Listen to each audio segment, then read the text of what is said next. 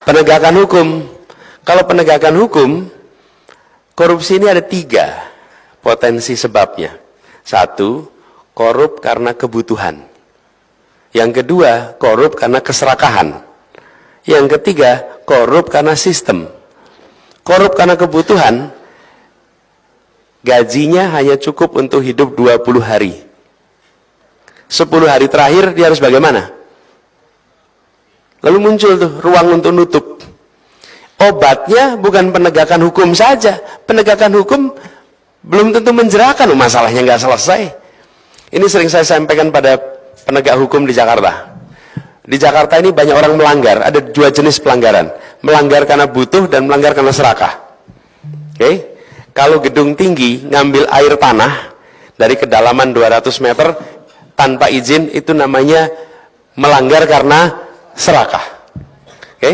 Tapi kalau pedagang kaki 5, itu kalau melanggar biasanya karena kebutuhan. Selama kita tidak menyelesaikan kebutuhannya, dia akan terus-menerus melanggar. Karena itu negara menyelesaikan kebutuhannya, sehingga pelanggaran selesai, bukan diberikan hukuman yang berat.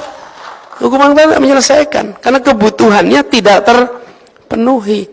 Tapi kalau yang melanggar karena keserakahan, nah baru ini pakai hukuman yang menjerahkan.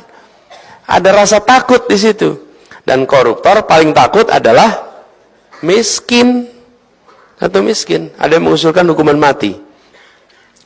Saya sampaikan, selama sistem penegakan hukum kita belum sempurna, jangan letakkan hukuman mati di sini.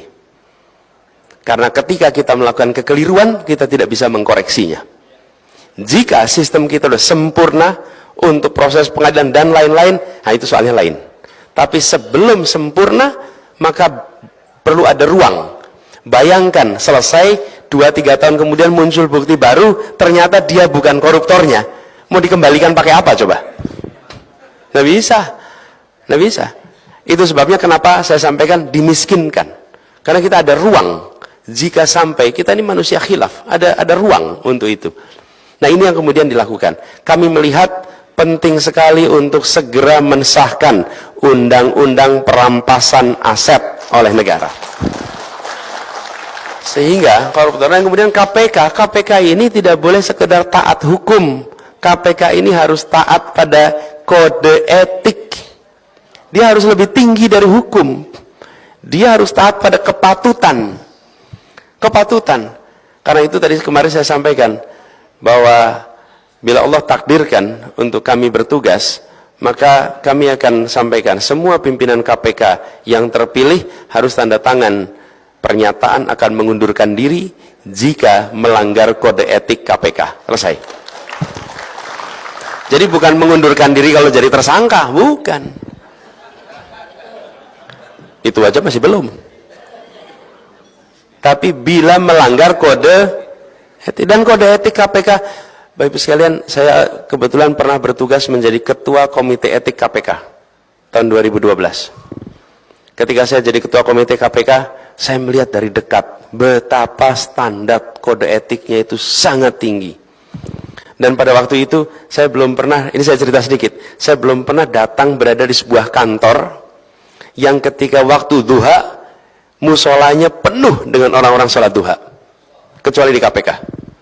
Betul-betul, saya datang kantor banyak, tapi hanya di KPK. Ini peristiwa 2012. Ketika waktu duha, itu semua ada di situ.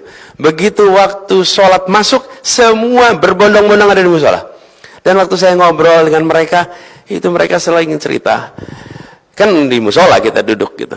Pak, kami yang di sini ini betul-betul hanya mengandalkan pada pertolongan Allah, tidak ada yang lain. Karena yang dihadapi luar biasa. Bapak Ibu sekalian, luar biasa. Kita di sini tahu beres, Bapak Ibu. Karena mereka tak bercerita. Itu kalau datang ke situ ketemu dengan mereka-mereka yang bertugas, kalau saya mengatakan saya bangga lihat anak-anak muda penuh integritas yang waktu itu menjaga KPK. Luar biasa. Nah, tapi sebagian udah dikeluarin kemarin. Dikeluarin. Ini harus dikembalikan lagi nih orang-orang yang waras-waras ini. Mereka-mereka yang pemberani-pemberani ini. Orang-orang pemberani luar biasa. Saya pernah ngobrol dengan satu orang. Saya cerita, kenapa kamu mau di KPK jadi berani? Itu saya cerita gini. Bang, saya dulu pernah tugas di polisi, dikirim ke Aceh. Kemudian ada konflik bersenjata di situ. Lalu peluru-pelurunya itu kenanya rambut saya, Bang. Bapak sekalian coba bayangin, pelurunya itu kenanya rambut. Gitu. Jadi saya ini sedang dikasih bonus umur sama Allah.